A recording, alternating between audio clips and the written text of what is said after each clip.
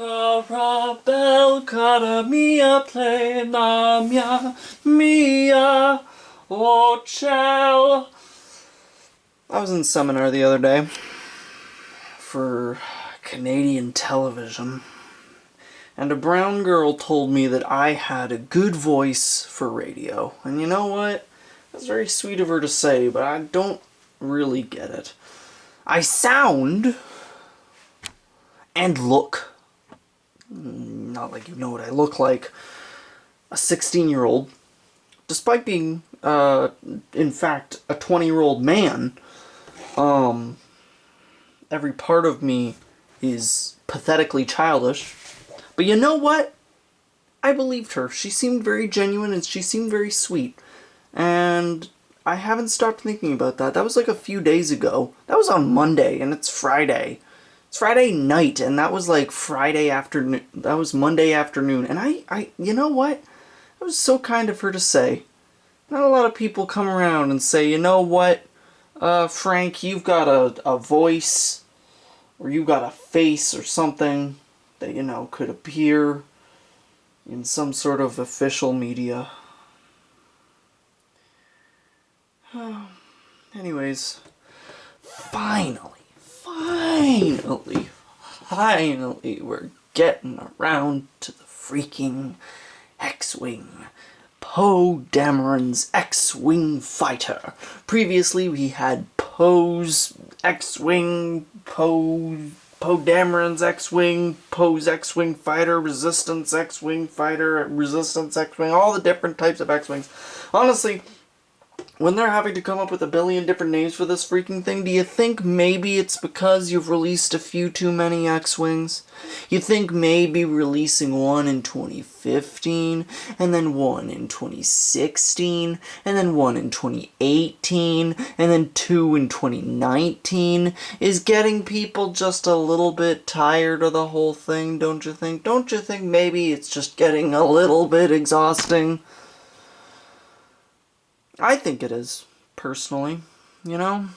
I think that we've had enough freaking X-Wings between the microfighters and the actual scale sets, and then the freaking Lego store exclusive that everyone's going ballistic for, or at least was like a month ago. That's the X-Wing. Like, come on, you can't give us anything more creative than a bloody X-Wing. And even better, this one is, for some reason, $20 more than the other X-Wings that we've gotten. And that math, it ain't adding up for me. Especially when you consider everything. Anyways, let's cease with this delay. Let's cease with this opening rabble, if you will. We should just get into the bloody minifigures. The first two of which I don't think are exclusive, but the dumbasses down at Bricklink are so freaking slow that I do not know.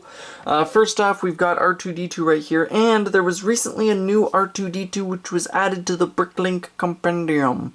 And it is the one that appears in Obi-Wan's hut. Now, unfortunately, even though, you know what, a part of me thought Lego buying Bricklink is going to make it so that they actually update it in time with the sets as they come out. I thought Lego owning Bricklink would be not the best deal, but at least one that would make it a little bit more punctual. And yet, here we are, still sitting with no minifigure inventory for this set, and as of yet, we still don't know where this R2-D2 is from. I highly doubt he's exclusive, but just how rare he is still dubious. Is he the one that is, as far as we know, exclusive to the Obi-Wan hut? Is he the one that we've gotten in a gajillion other things? Who can say? Similarly, someone else that we haven't gotten an update for on the dear old Bricklink is our Poe here. Now, let me tell you, his outfit and everything is strikingly similar to the previous, episode 7 pose that we've gotten. This looks so much like his torso and his legs and everything, and yet, not quite sure, you know, sometimes they change just the most tiny little nuanced things. It's just so slightly different, you know? I refer you to the Kashyyyk clone troopers that they updated not a year or two ago, those ones are so subtly changed, and yet there's a change, you know? There's a change, so I don't know. If he is exclusive, it's not even remotely noticeable. But if he isn't, which I don't think he is, but don't quote me on that, you know? It's like, Anyways, he's got his face right there. I've always liked the Poe face, very evocative of Oscar Isaac, which is good. He's got a silver pistol, and also he comes with the helmet, which is nice. Nice to get the hair and the helmet, which is something that not enough sets do, in my opinion. It's kind of like a rare treat when you get it in a set, when really I think it should just sort of more be the expectation, but maybe that's just my picky ass. Anyways, regardless of those first two minifigures, now we've got our genuine, actual, indubitable exclusives. It is without a doubt, if you will, that these two Jokers are indeed exclusive to this set. We've first got Jana, whatever the hell. She's got her bow and arrow. And ooh, look at that. Printed arm. Wow. Nice. I am glad to get a printed arm because that is not very common in Star Wars minifigures. Nice torso. Nice little equipment there. Really like her hair and goggles. Those weird opaque goggles that she had in the movie. I like the face. I think it does a good job. Unfortunately, no tooth gap for some reason. That one is particularly evocative of Jana. I don't know why they printed one of her arms and didn't print her legs. Jackasses. Anyways, there's a back print. It is sufficient, and yeah, I think they did her justice. I think she's good. I'm glad that we got her. Glad that we got her, because she appeared in, you know, a good bit of publicity. And you know what? I know a lot of people didn't, but I liked her character for what she was. She wasn't much, but for being as minor as she was, I appreciated her. Anyways, then we've got another Knight of Ren, Kuruk. This is the best by far. This is the best Knight of Ren. Except for that stupid, ugly weapon. Did you know that he's actually supposed to have a scythe? Yeah, not this stupid thing. I don't know what that is. But this minifigure is amazing. Look at that outfit. Look at that mask. It's all so perfectly coordinated and it looks so much like him. I love that checkerboard face right there. It is absolutely perfect. That robe detail, that beautiful angle they've got right in there is absolutely perfect. I love it. Back printing is perfectly fine. The helmet mold is just so very nice. They did a really, really good job on this one. This is the best Knight of Ren by far. It looks really, really, really cool. I appreciate that exclusive mold with the checkered. Oh, I thought that was molded in. My blind ass. No, that's printed on there, of course. But still, it looks super, super good. They did a really good job with Kuruk. So yeah, those are your minifigures. Two of them are super desirable, so I'll give them that. And it's nice getting a Resistance X-Wing that doesn't just feature a stinky old BB-8, but we actually get a whole-ass R2-D2. Now, in previous X-Wings, you know, we've gotten little trolleys, we've gotten in the one, we had that little burning thing, you know, in our last few X-Wings. For X-Wing for a while, a nice little bit of side equipment. And in this one, we get this little, what is this, 4-piece little shit bag right here. Thank you very much. Is this what warranted the extra $20 onto the price? Is this it? Pathetic. Anyways, then you've got your X-Wing, which color-wise I like. I think it looks good. I like the orange and the white and the little accents of blue.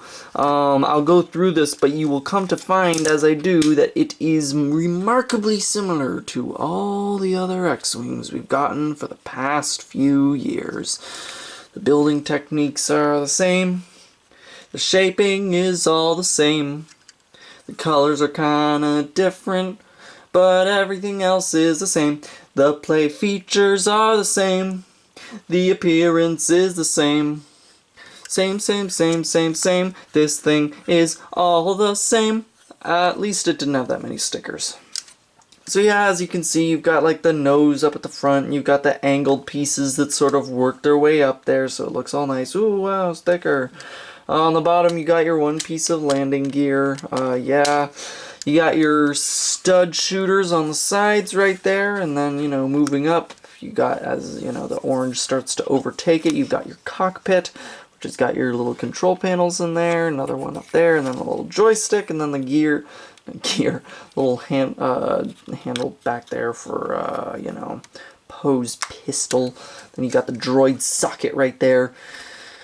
Do you remember when they used to have a lot of, like, droid sockets where the feature was, like, they would have it popping out a lot? I remember that used to be a really common thing. I don't really get why that was such a common play feature. Anyways, you got the Resistance X-Wing sort of, congruent sort of two semicircles that make up, you know, one entire circle on either side, which personally I think is a good sort of design departure from the original X-Wing. Doesn't make it any really that interesting, but it makes it a little unique, I guess. Unfortunately, while a bunch of the other X-Wings had 4 spring-loaded shooters with 1 on either wing, this one on every wing, I mean, this one only has 2 spring-loaded shooters. Great, just on the bottom ones. Thank you so very much. As you can see, the bird's eye view on this thing is really, really nice with the little bits of blue and the orange sort of flaking out and then tapering off when it gets to the end of the wings. It looks really nice. The shaping on the wings looks really good. It's really hard to write home about this when these are all details and whatnot that we've seen on every single X-Wing before. And then the grand feature, that, and then boo, wow. Whoa! You know, it's the exact same as like the 2018, yes, yeah, 2018, 2019, the Rebel Alliance X-Wing with Luke and Biggs with those helmets that everyone hated. It's the exact same play feature as that with this lever that just sort of folds them open with the elastic bands. It was impressive years ago. And then you got this bad boy on the bottom, and then it very awkwardly smashes them shut. And sometimes if you like hit this hard enough, then it'll launch the spring-loaded shooters because it gets shaken so much. Instead of having like a nice, easy sort of like closing feature, they just have this stupid thing on the bottom, which should you place this down, you know, should the ground, you know, something hit it, then it just sort of bops shut, you know. Not very graceful, but what are you gonna do? Then you got your back detail right here. You got your thrusters, which look good, of course, as they have for a while now. You got your little engine bit right there. If you're wondering what this thing looks like on the bottom, that's what it looks like on the bottom. The shaping continues to be quite nice, but it's relatively aesthetically meh. Yeah, you got some stickers up here. And, yeah, not too much else really to say about this bad boy. You know, it certainly does the trick as the gajillionth X-Wing, but unfortunately, everything that we see here has already been done before, and we've already seen it on a bunch of ships exactly like it. Why they decided to do another bazillionth X-Wing, I don't know. Why it deserved a $20 price hike? However, I do have to say that the price hike is a little bit justified by the more desirable minifigures, but other than that, I'm so freaking sick of X-Wings. Now that we're in a lull from, like, movies, can we please get some more differentiated sets? I'm so tired of, like, doing these sorts of reviews. And I know it's like, how can you possibly be tired of doing these reviews? This is a new channel. But you haven't seen my old channel, Frank Bricks, where I reviewed the same sets a gajillion times. I don't know how assholes like Jang keep on coming on and being like, hey guys, we got a new exciting X-Wing set. Like, gah, it's so boring. Really, you couldn't find another more interesting ship from that vast fleet that we see at the end of Rise of Skywalker other than freaking Poe's shitty-ass X-Wing? Really? You couldn't find one that was a little more interesting? That big old transport that they all use to get dumped on the, Star Destroyer. There's a bunch of ships there. Even the Razor Crest, you know? Anything except an X-Wing. Gosh, I'm sick of X-Wings. It's a cool design, yeah. Come on, Jana. It's a cool design. It's a beautiful ship, magnificent vessel. Everyone loves it, and rightfully so. So it's a classics thing, and you know what? They've perfected it. There's nothing technically wrong with this. Look at it. It looks great, and it's a lot better than the TIE Fighter because it's got actual play features to justify the price a little bit better, and some better minifigures, I gotta say. So you know what? I'm not as mad at this as I was at the TIE Fighter. I'm just enervated because it's all just the same garbage over and over and over again. I pray that this is like the end of this rerun bullshit. I feel like, as far as more original vehicles go, I feel like episode 8 had a really good line when it came to, like, newer vehicles. You had the newer Star Destroyer with like that new design. You had that bomber. You had the TIE Silencer. You had the Scuttler we'd never ever seen before. You had the Walker, which was very similar to the AT-AT, but at least it was a little bit more different than this is, you know? Episode 8 actually had some real originality to its initial wave designs, but all of these sets coming out are just so freaking the same, you know? So far, my favorite Rise of Skywalker set remains to be Kylo Ren's shuttle, because it's actually something that's kind of different and something we haven't been getting for 20 years. 20 years of Lego Star Wars, you know? Ugh. Anyways. Why did I buy this?